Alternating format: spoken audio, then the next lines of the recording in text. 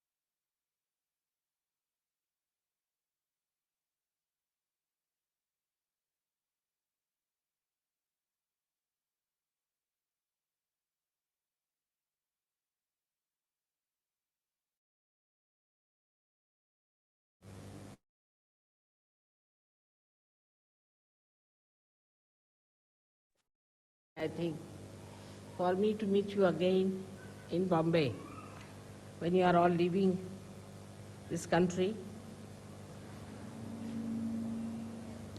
and this kind of a special type of a puja that we are having today. This is the puja done to the sun and is called as Makar Sankranti. Makar is the tropic of Capricorn. Capricorn is Makar.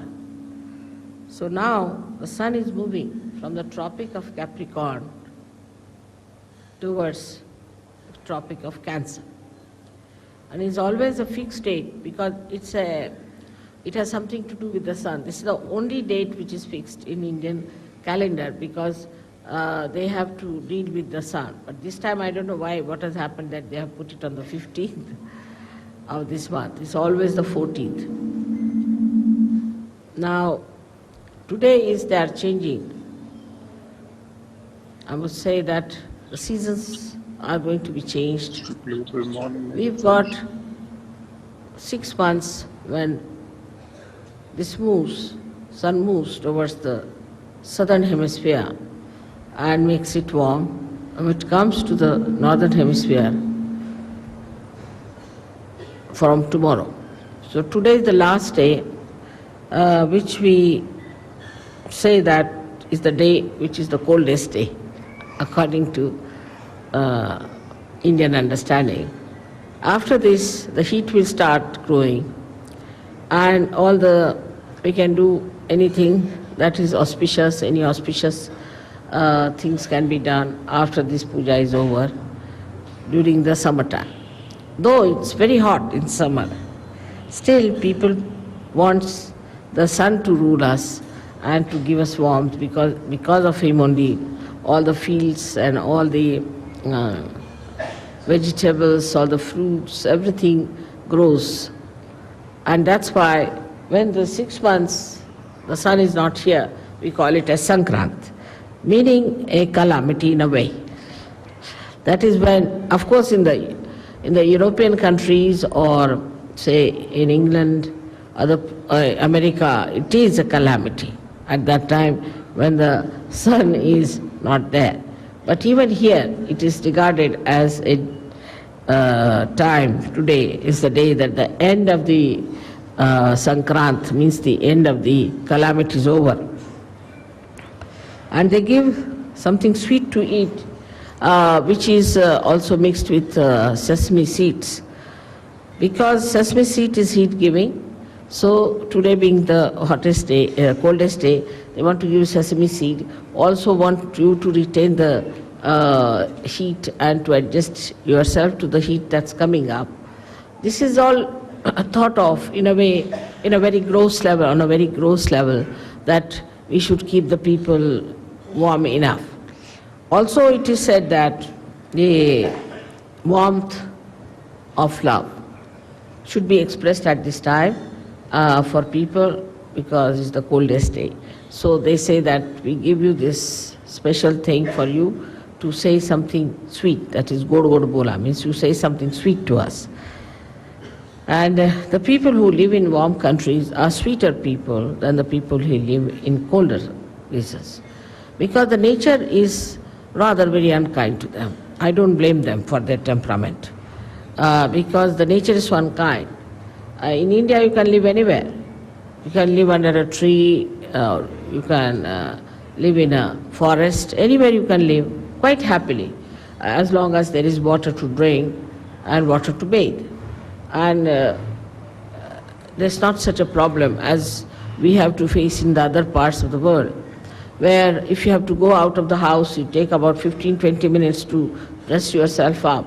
Here you just can walk out of the house, you can keep your houses open during the summertime, and there's no problem of any kind as far as the nature is concerned. Nature becomes very kind during summertime here, because the trees are lush and lot of greenery. People feel very happy during that time, and all the activity becomes more with the sun's energy. But in the West, as you have seen, that the sun is much less. Because of that, people keep more to their houses, to artificial heating or other heatings, and the doors are closed, the hearts are closed, and it's difficult for them to communicate with other people. As you go down south more, in your countries also, you'll find people are warmer, simpler, very hospitable. With the sun, you get the heart, which is very open heart and a kind of a inviting heart. Now, if you see on the Sahaja Yoga style, the sun line is the right side and the moon is the left side. On the moon line, one can desire but cannot act. Apart from that, on the moon line, if you go too far, it can be destructive. Because if you sit in the house doing nothing, and also these days there's unemployment, say for example, no work, then you start thinking too much. And this thinking is just a desire, energy working out, no action. And without the action, this energy can become very destructive. That is why we find that people, they say that empty mind or is the devil's workshop. Where people do not act, when the action doesn't take place, then it can be quite destructive.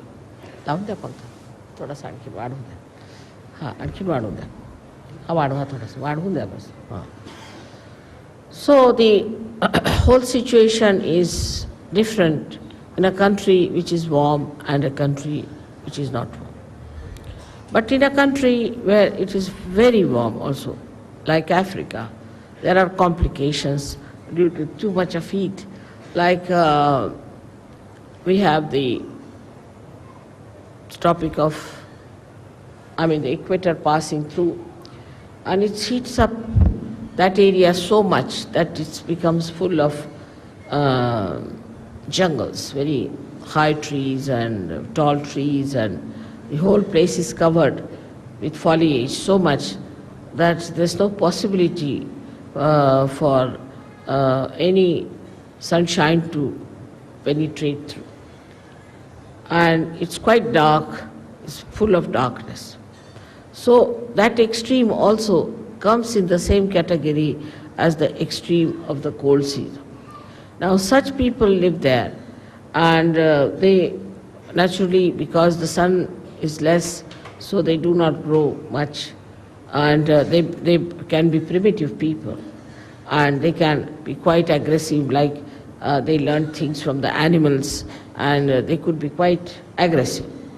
So the balance has to be struck, and the balance is that we should desire and act. But the trouble is, in human atmosphere, there is a division of labor, I think. That one part of the country is thinking, another part of the country is acting. Under these circumstances, nothing will work out.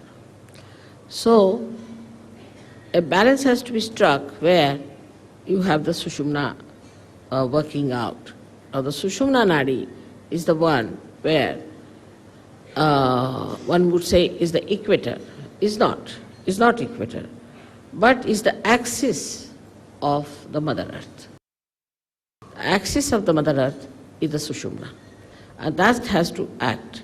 And when it comes to that axis,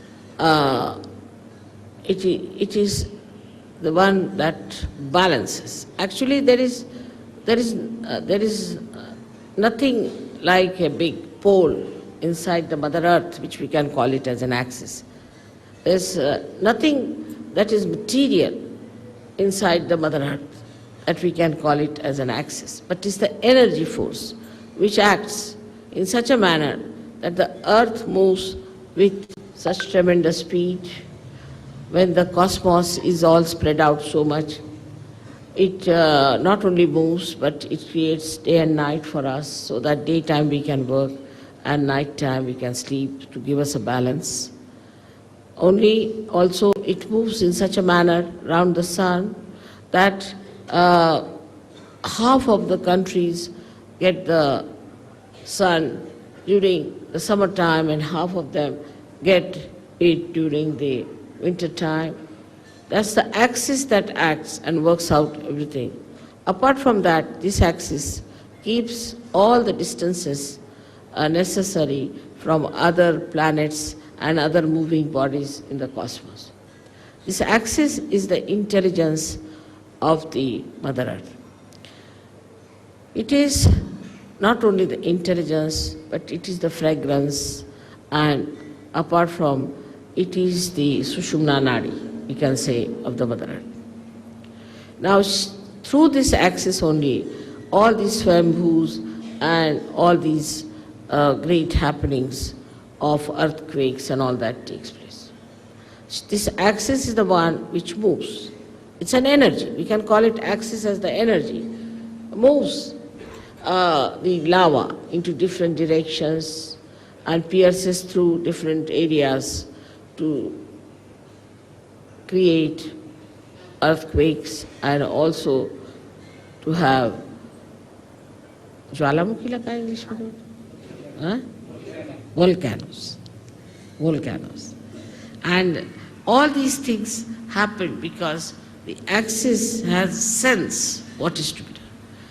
This axis is the one that loves us. Because of this axis, we have seasons.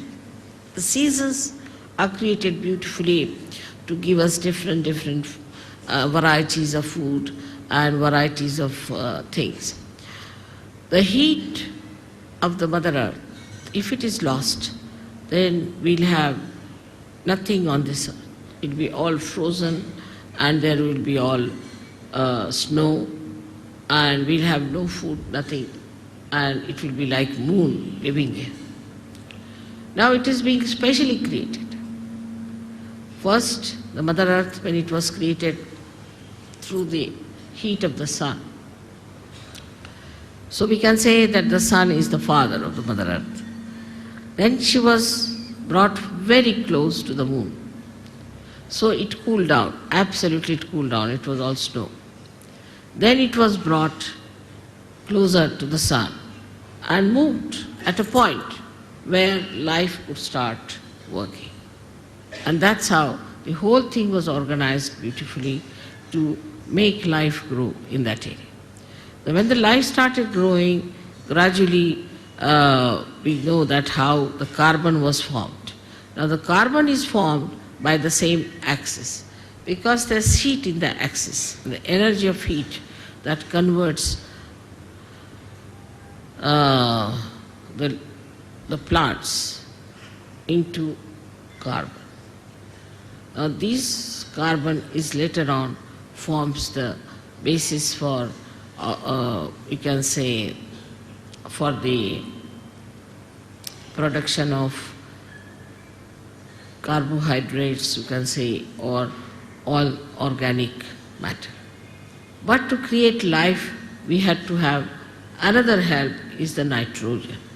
And this nitrogen was also, you'll be surprised to know, that was created by the same axis, by its movement. And when it created this nitrogen, the nitrogen gave us the amino acids. And when the amino acids were created within us, then we started our lives from amoeba and all that. Of course, this was done in the ocean, because in the ocean, with the movement, nitrogen was created and life was created, and then through the ocean is emitted out, and that's how we have amino acids. With the amino acids, the formation of amino acids gave us the combinations and permutations, different lives. So in the whole evolutionary process, the Mother Earth has played a very big part through her axis. In the same way, in human beings, the axis is the most important. That's the main principle of life we have got, is our axis. We have to stand on our axis. Those who do not stand on their axis, stand more towards the left or towards the left, are capable of complete destruction. Because either they will be destroyed by too much of right side or too much of left side. So our axis has to be properly dealt with. Now those people who do not have a proper axis can have problems of different chakras, of different kind of quality in a person. A person who stretches his axis too much, puts back his head like this, is a person who is very right-sided and creates problem with his ego. And the one who absolutely bends down, like a slavish person, also is a person who goes towards his destructiveness. Now there's a big problem between these two types of people, one trying to dominate another, and when they start dominating another person, they actually destroy themselves as well as destroy the ones whom they are dominating. For example, now, we have seen that we had Britishers who came here and ruled us. We have seen the French went and ruled some other people. Then there are Portuguese who went and ruled some other people. But everything that they did to dominate and all that has double reactions. First of all, by their domination, say, Indians became very slavish. Indians become, even today, they are extremely slavish and they do not have that independent axis as they should have. Extremely slavish people they are. Especially I see in the West, I'm surprised when the Indians go from here. I find they are so very slavish. They try to sort of do all kinds of slavish acts to please the white-skinned people. The white skin became sort of a very adorable stuff in it. That added to the ego of the whites. added to the ego of the whites, and today you see what's happening is all that ego is destroying them. They are on the verge of destruction because of their ego. So it is so unnatural and it is so superficial. One has to understand that what is the best within a human being is his axis. And everybody has an axis, and one must respect the axis of every person. In Sahaja Yoga, I don't know you by your faces so much. I know you by your chakras, by your Sushumna, what sort of a Sushumna you have. If you have a deep Sushumna, I know you as a deep person. If you have a superficial Sushumna, I know you as a person with a very superficial type of a Sushumna.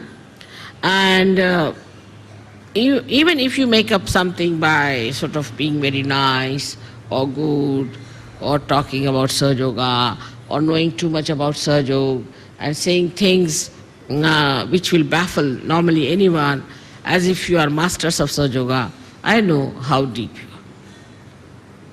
So the depth on the axis is more important than anything else. Your axis has to be very deep. Now you will say that, Mother, the axis is the same as it is. So how can it be deep? So in the axis, as you see, is made in human beings, is like a 3.5 coiled paper-like thing. And the inside of it is the Brahmanadi. The Brahmanadi is a very, very small little, we can call a very, very hair-like thing, where only a hair like Kundalini can pass through. But when the person is deep, this Brahmanadi is bigger, and all the rest of them, which are coiled into each other, are smaller. While the people who are not deep, their outside, what you call the foldings, are bigger than the inside small thing. Now such people could be apparently very dynamic, may look very intelligent, may look very smart, may look to be very good looking, or whatever it may be, outwardly. But inwardly they are not deep. Inwardly, if they are deep, their whole attitude is beautiful. They are very joy-giving people. They are very joy-giving. And the more, if you meet a person of another kind, he may look joyous, he may try to give you joy, but the joy won't be really that deep. It would be like a joy killing. So it is important for us to make our axis deeper. And that is where we lack the proper assiduity, the proper effort we have to put in. Now some people have automatically very deep axis. And some people have very, very, what should you say, a very constricted type of the axis. This axis has to be grown. Now when you come for my puja and all that, I do expand it, I agree. But it is a temporary thing. To retain it at that point, one has to work at home, in the collective also. One has to work very much at home with meditation. But it should be done seriously. It should not be just a joke, to be frivolous, to be stupid. That's not the way. It should be done very seriously in the meaning that it is a devoted task you have taken. It's a meditative thing. It's a prayer to God. We can call it, it's a puja to God. Is to be done with that reverence. Because reverence is the key of achievement.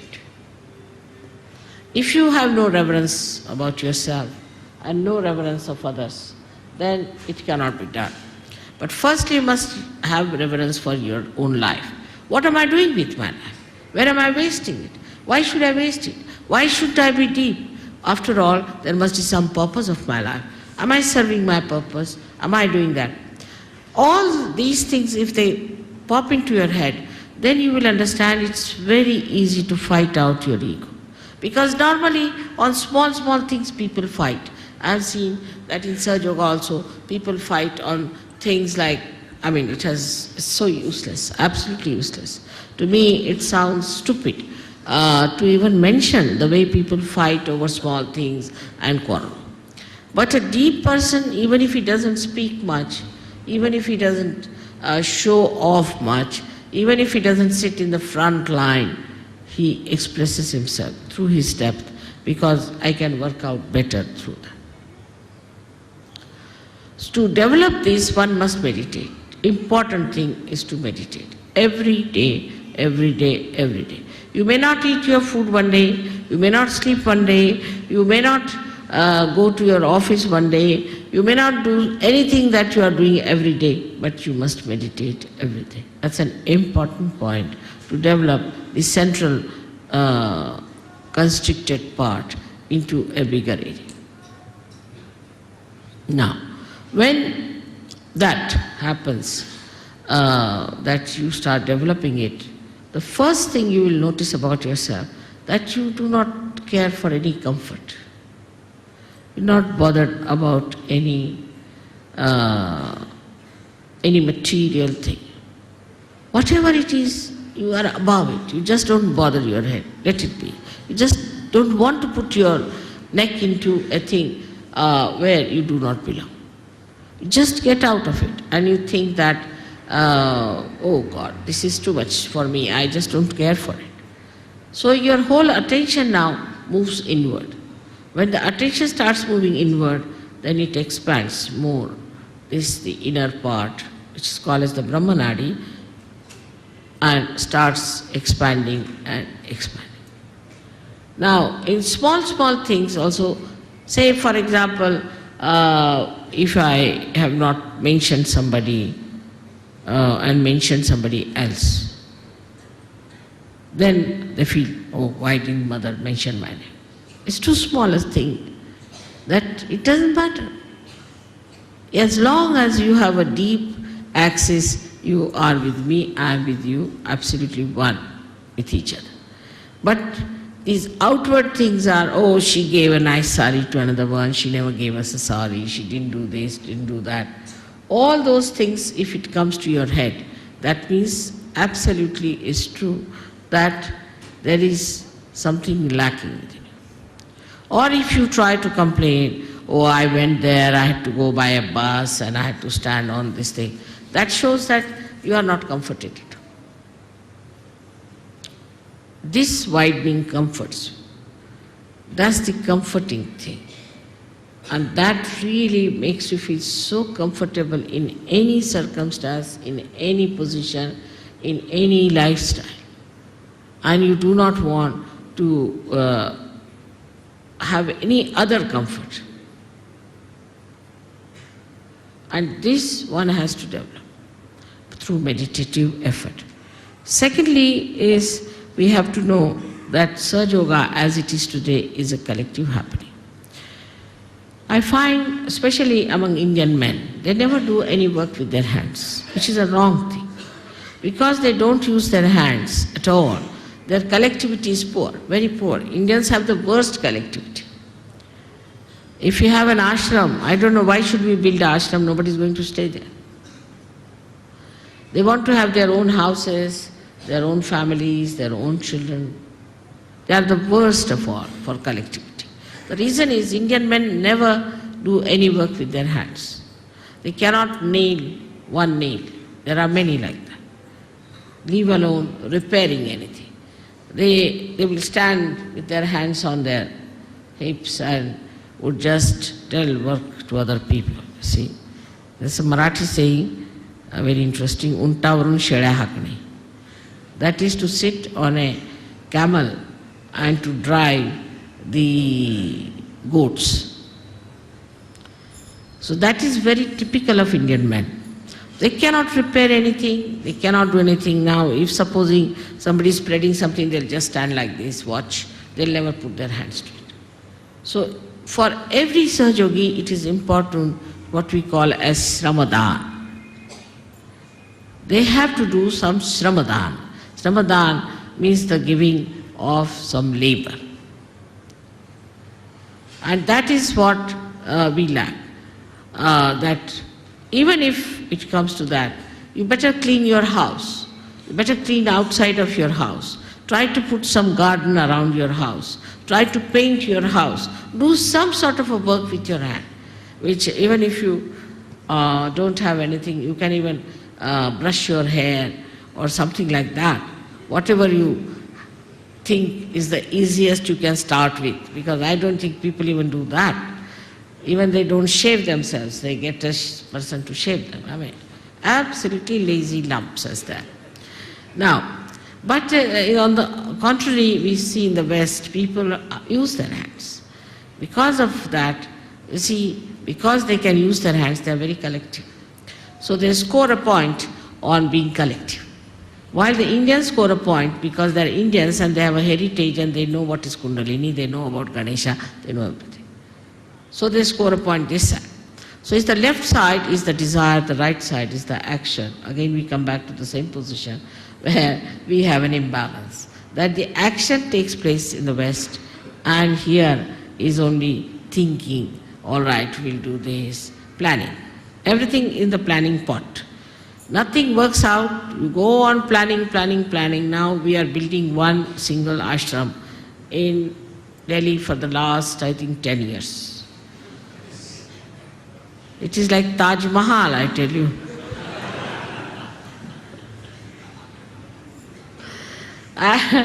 It's so difficult, you see, to understand why they have taken so much time, and it's not a very big place, nothing. But it is not only the Sahajogis, but other factors also. Because everybody is like that. Everything is postponed.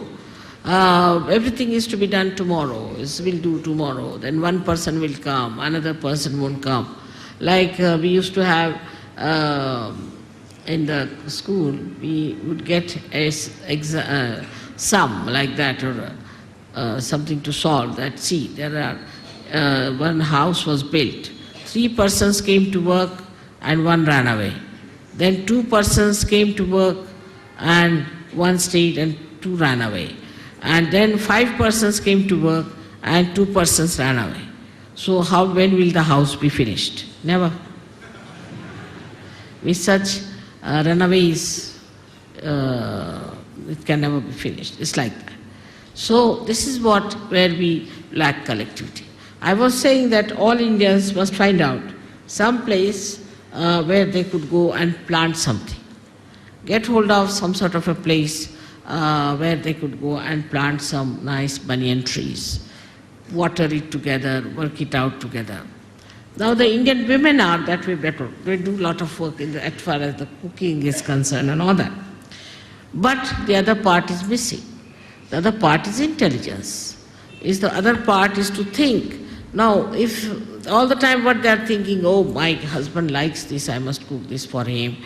And now, if the husband has to have, say, a lemon with his food, now there's no lemon in the house, this woman would run up and down all over the place to get the lemon for the husband, but otherwise he will not eat the food. Doesn't matter, once in a while if he doesn't eat, it's all right. But the women will try, because you see, they understand one thing, that you must keep their palate all right, then they are quite sensible in India. Because here, they are real tigers, all the husbands are like tigers. So you have to keep them feeding, otherwise you see, God knows when the tiger will jump on you.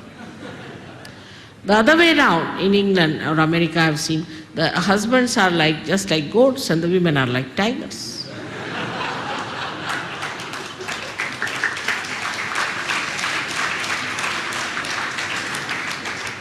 And the westernized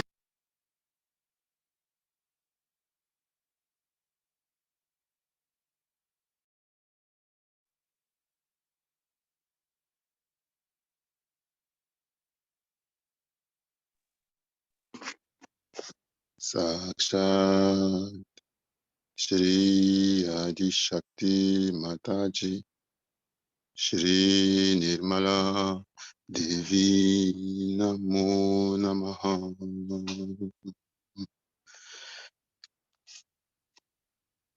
Let's sit very comfortably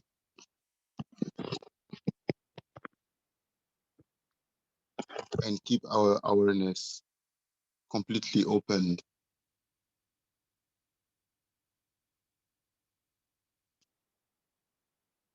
We realize that through our meditation and our attention in Saswara,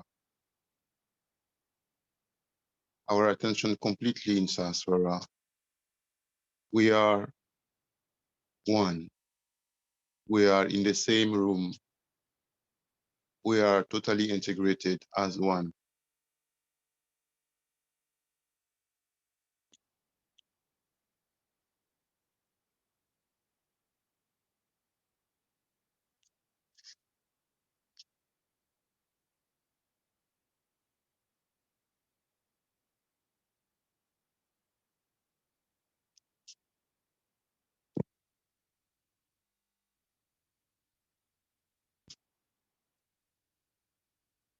Let's put both hands on the floor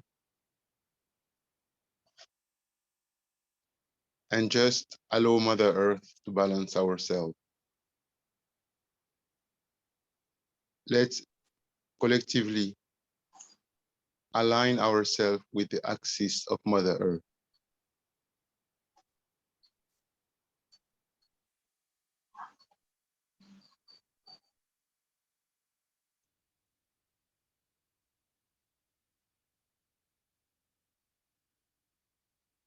We put both hands on the floor. We are one, we are collective, attention fully in Saswara. We are completely surrendered to Mother Earth, to the axis of Mother Earth, to the Sushumna of Mother Earth. Let's try and really align ourselves with the Sushumna of Mother Earth. And for the first time, feel and completely surrender to that Sushumna of Mother Earth, collectively, as one.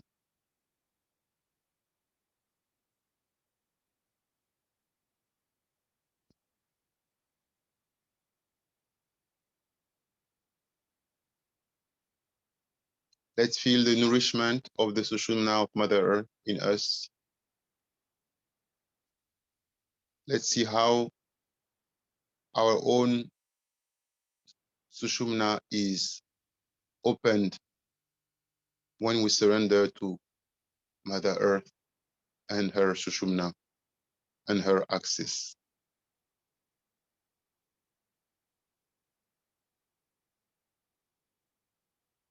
Shri Ganesh mantra, collectively, from the heart.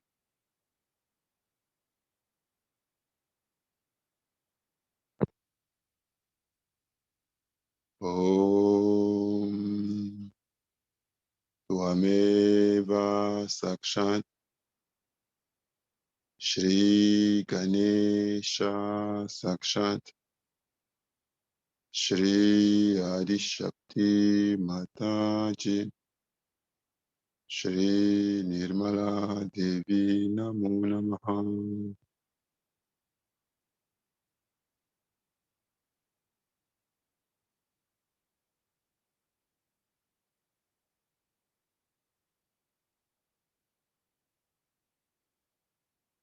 Let's surrender to the Lord Ganesh in Mother Earth. And let's from our heart say Ganesha Tarva Shirsha.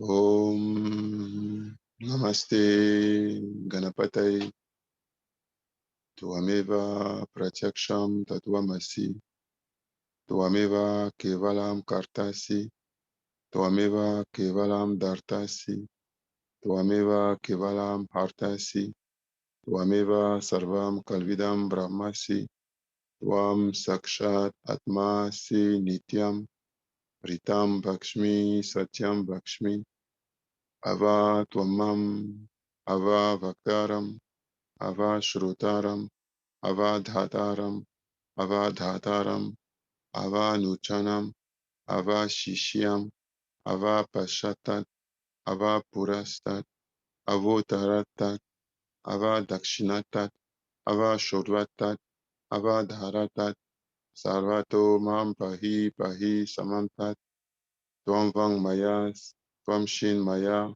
Tvam Ananda Mayas, Tvam Brahma Maya, Tvam Sachit Ananda Dvityosi, Tvam Pratyaksham Brahmasi, Tvam Jnana Mayo Vijnana Mayusi, Sarvam Jagadidam Tvato Jayate, Sarvam Jagadidam Tvatasti Shtati, Sarvam Jagadidam Tvayi Layami Shyati, Sarvam Jagadidam Tvayi Pratyeti, Tvam Bhumi Rapo Nalo Nilo Naba, Tvam Shadvari Vakpadani, Tvam Guna Traya Titaha, Tvam Deha Traya Titaha, Tvam Kala Traya Titaha, Tvam Mula Dara Stito Si Nityam, Tvam Shakti Trayat Makaha, Tvam Yogino Jayanti Nityam, Tvam Brahmas, Tvam Vishnus, Tvam Rudras, Tvam Indras, Tvam Agnis, Tvam Vayus, Tvam Suryas, Tvam Chandramas,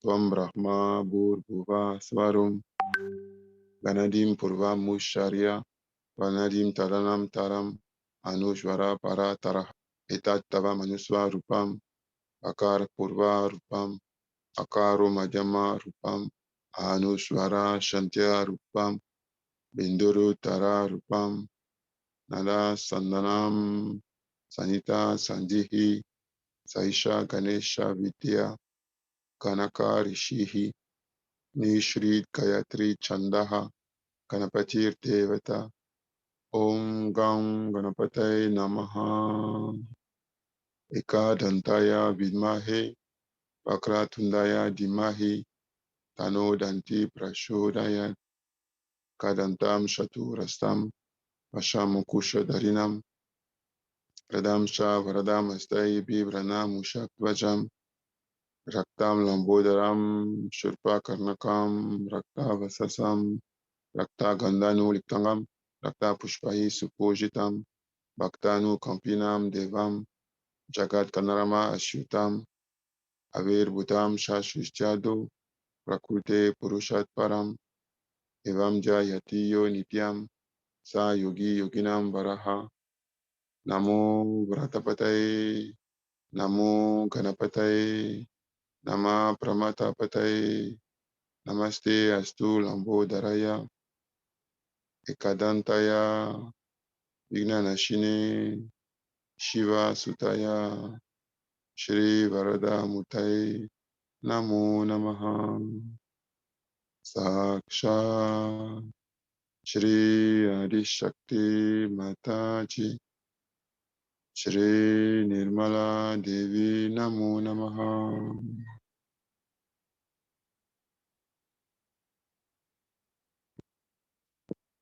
Complete surrender to the Lord Ganesh in Mother Earth.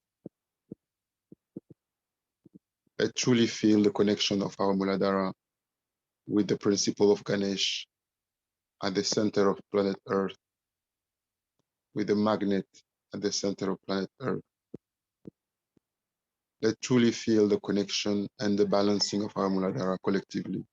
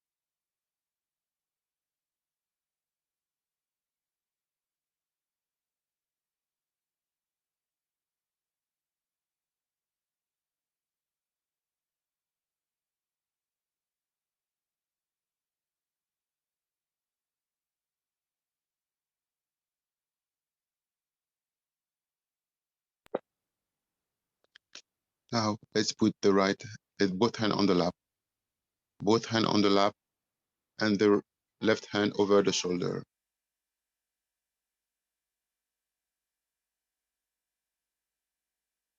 Shri Mahasaraswati Hanumana. Om Tvameva Sakshat. Shri Mahasaraswati Hanumana Sakshat. Shri Adi Shakti Mataji. Shri Nirmala Devi. Namo Namaha. Let's surrender all the imbalances in the right side.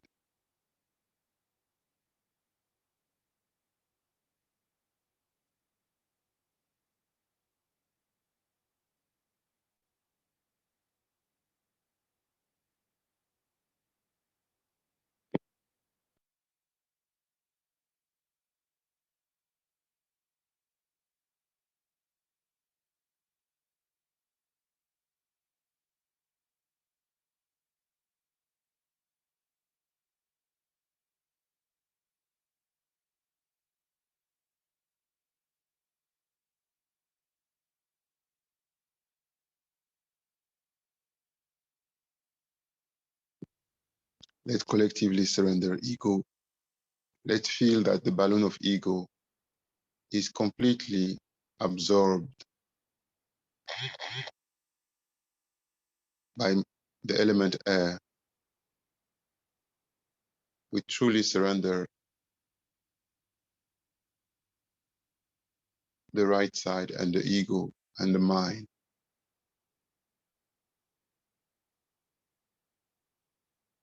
to our beloved mother.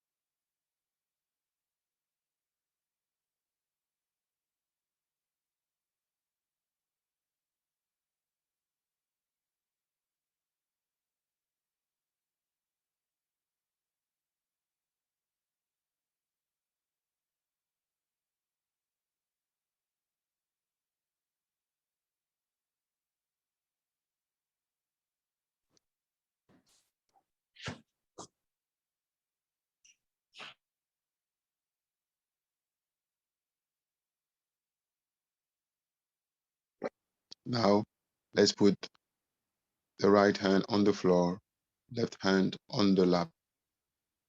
Shri Mahakali Bhairava. Om Tvameva Sakshat. Shri Mahakali Bhairava Sakshat. Shri Adi Shakti Mataji. Shri Nirmala Devi Namo Namaha.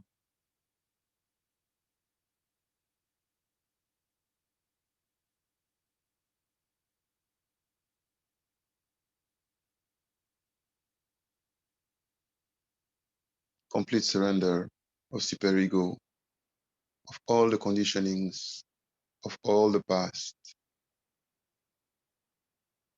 of all the imbalances in the left side, all the sicknesses, all the viruses, every single possession on the left side, all the attacks from the left side. We surrender everything completely together with superego. We need to feel that we are really surrendering everything and that there is a relief inside.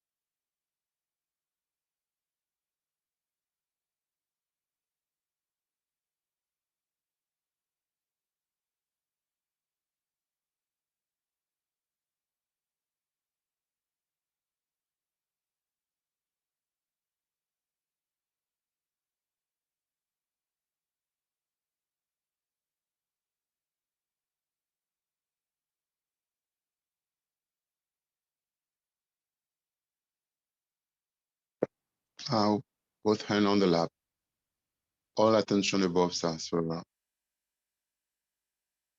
Let's say Shri Surya mantra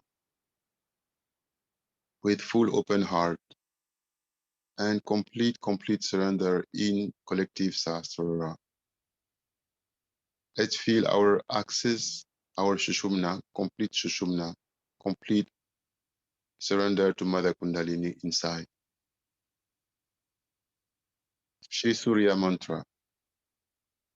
Om Tvameva Sakshat Shri Surya Sakshat Shri Adi Shakti Mataji Shri Nirmala Devi Namo Namaha. One time again with full open heart, really addressing to Surya, to the deity Surya itself, with full collective attention. Om Tvameva Sakshat Shri Surya Sakshat Shri Adi Shakti Mataji Shri Nirmala Devi Namo Namaha.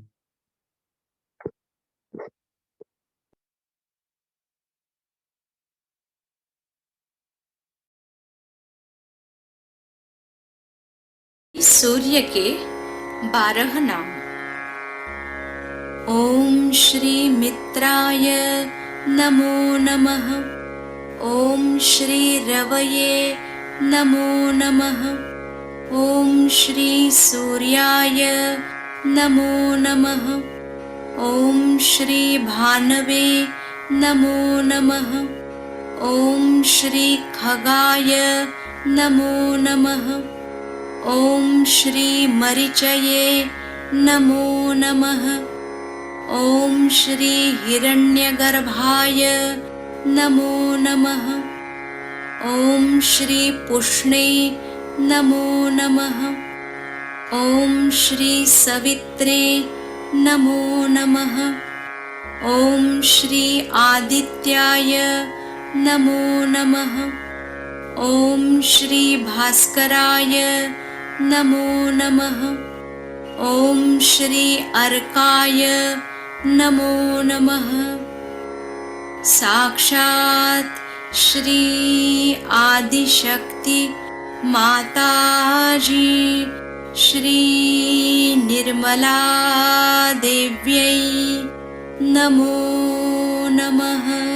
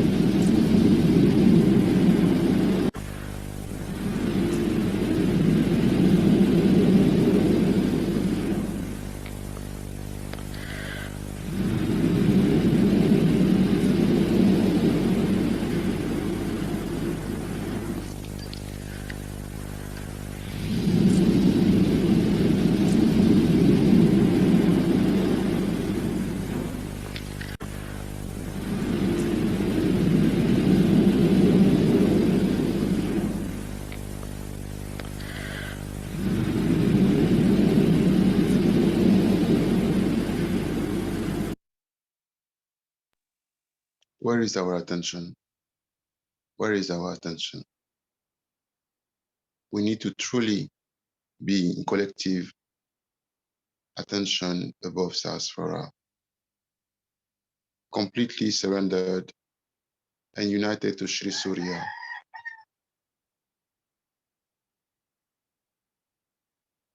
We need to feel the glory of the sun, the brilliance of the sun, the glow of the sun, and at the same time, the coolness of the sun, because the sun is hot, but the principle is cool.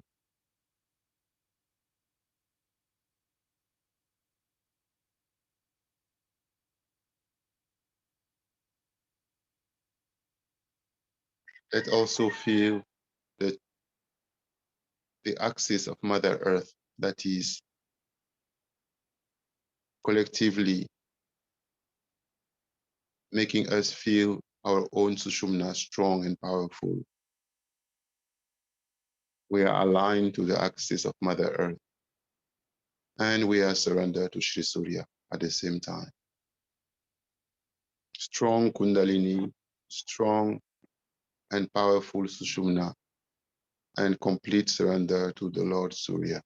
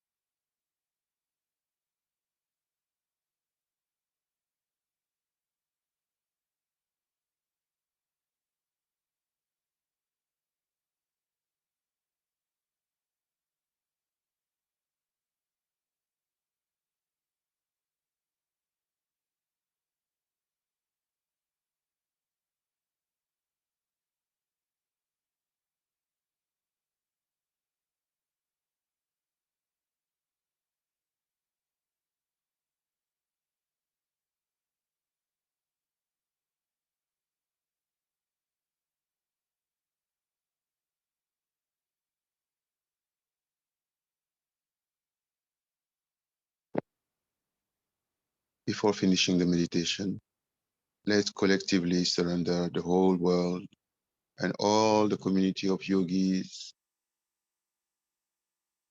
at the lotus feet of Shri Surya. May his light and his warmth bring more love, more awareness in the consciousness of the whole humanity, of all the yogis of the world, of all the seekers of the world. May he continue bringing peace, love, harmony, light to dispel all the darkness in our heart, in our soul, in our consciousness, so that humanity can become more enlightened,